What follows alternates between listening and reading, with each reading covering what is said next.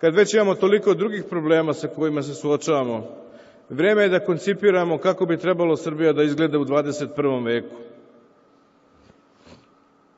Nije lako danas rešavati probleme sa kojima Srbija suočava vekovima. Ali, znate kako? U ratu se za juriš javljaju najbolji, a u miru se za juriš i nepotrebne ratove javljaju najgori.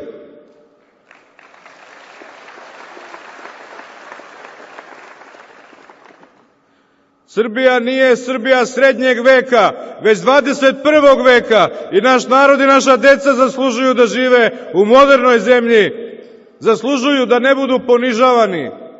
Jaka Srbija je dobro za ceo srpski narod u regionu. Ako je Srbija ponižena, ako je Srbija bez perspektive, onda i ceo srpski narod neće imati nikakvu nadu.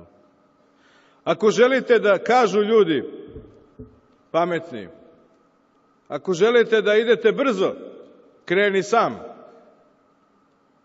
Ako želite da idete daleko, krenite zajedno.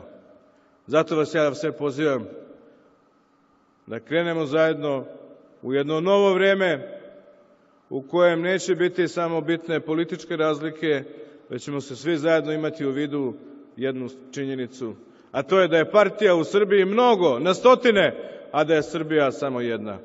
Želim vam uspešnu Skupštinu i daj Bože da sve to bude u interesu celog našeg naroda, svih naših građana i Srbije u celini. Hvala.